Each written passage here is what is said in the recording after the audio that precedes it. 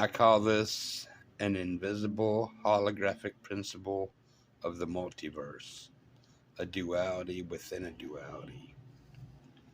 Um, the, at the forefront of our thinking currently is John Wheeler and Rolf Landauer. John Wheeler states that physics is informational. Rolf Landauer claims that information is physical. Rolf Landauer solved Maxwell's demons problem of where does entropy go? Where does entropy go if a demon was to have the ability, a miniature demon, very small micro demon, could move particles of gas from a state of high entropy to a state of low entropy.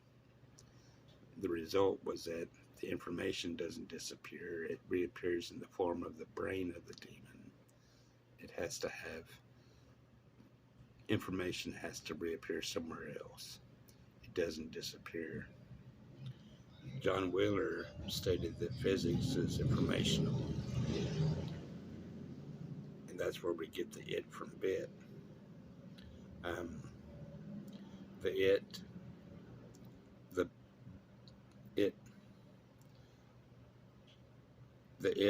The bit from it, screw this up sort of. The surface area of any space holds the information of the bulk. That's the holographic principle. The boundary of our universe, cosmic background radiation, holds 10 to the 120 bits of information. Quantum bits, 10 to the negative, I think, 37 square. Our universe has performed 10 to the 10 to the 120 ops of this information. That's entropy. That's a claim of Seth Lloyd, a quantum computer scientist. The 120 and the 120. Every observer has their center, is at the center of their own cosmic horizon. So this is the famous image of the holographic principle. That's a black hole in the center. Those are strings in the interior bulk. And that's conformal fields, hot soup of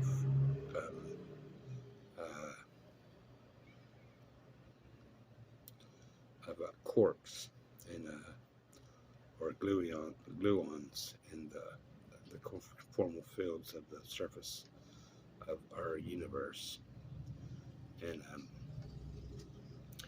this is where I made my mistake.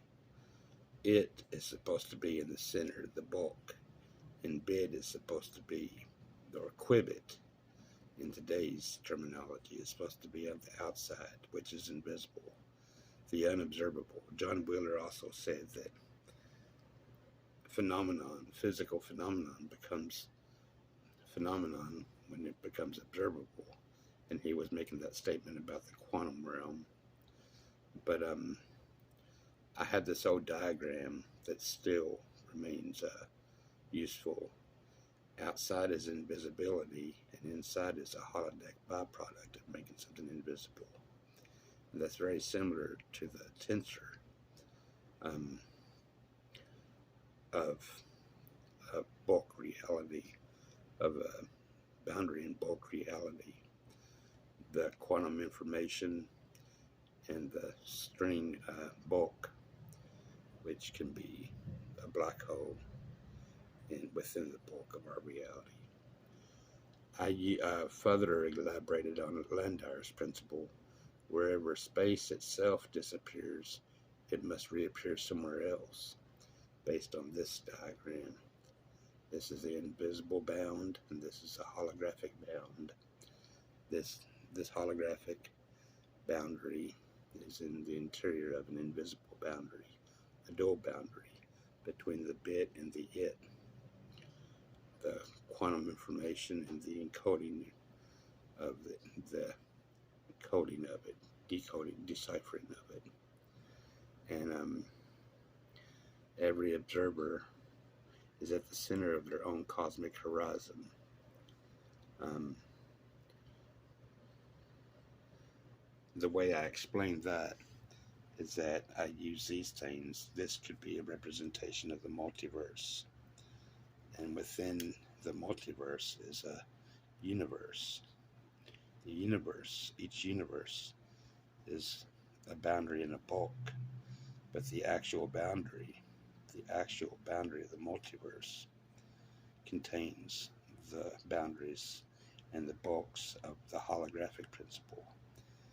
And universes are necessarily invisible, unobservable to each other. To elaborate on this further, I have models that I saved up. Well, this can be representative of the boundary of a black hole with its bits of information, just the same as this can. And I was inspired by this book I purchased today, A Tour Across the Horizons of the Mind, Embracing the Wide Sky. I haven't read it yet, but it's of a famous artist who made invisibility an art form, I guess. And within this bulk reality, within the multiverse, is a further horizon, a dual horizon of the invisible, of the holographic universe. And inside that is the bulk of a black hole, the black hole. And this could be a black hole, this could be a black hole, or it could be the surface area of the universe. And within the bulk, within the horizon of the multiverse, are all these little universes that represent the bulk, the boundary and the bulk of the holographic principle. So in a dual horizon, I think Juan Maldacena stated that there needs to be a dual horizon, a horizon from the bit to the it, from the informational to the physical. And what stands right now is the bit from the it, John Wheeler, and the it from the bit. The it from the bit, information is physical, Rolf Landauer. I simply elaborate, if you assume that you don't make an object disappear, you make the space that the object that it rests in itself disappear, because any object can be topologically deformed to a sphere, and a spherical boundary is the best optimal form of an invisible intersection of reality, visual intersection.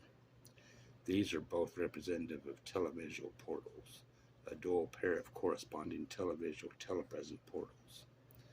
And I didn't think about it, but inside each of these holodecks, which is a byproduct of invisibility, an inverse byproduct, is the virtual person on the other side of a telepresent portal, televisual telepresent portal.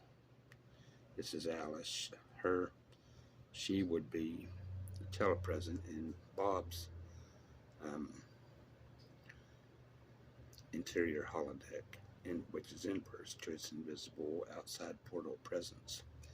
And you can look on some of my other videos to see where I can prove the inverse relationship and the duality within the duality of invisibility and its holodeck byproduct, and the holodeck byproduct, and what I can produce with my current ability, the byproduct of a holodeck, which would be the photographic hologram in my photographic portal model.